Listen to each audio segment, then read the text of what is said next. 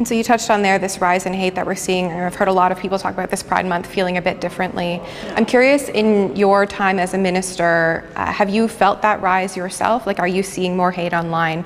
What's your experience been? Yeah, and it's been a bit surprising because I feel like it's always been a pretty positive and constructive discussion in the country, but in the past 6 months or a year, we see that there's this push from extremist groups to, bring more hate and try to regress some of the freedoms and protections that we have in this country against different minority groups. So I've seen it on Twitter posts that me or my colleagues are posting online to promote the work that we're doing on trans and queer rights and stuff like that. So it's surprising and extremely preoccupying, but there is a difference this year.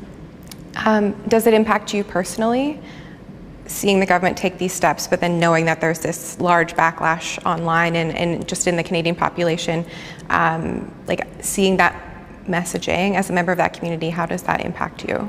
I'm worried. I'm worried because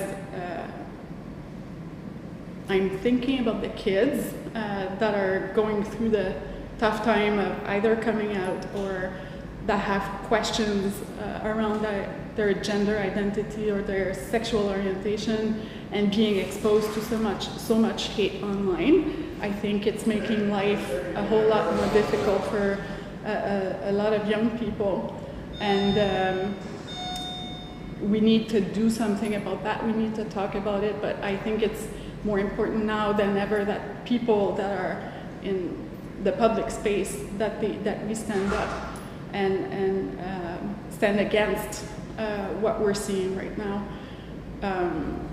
So, whatever athletes or sports organizations or people with a public voice, we need to use that space to bring positivity and support to the queer and trans community.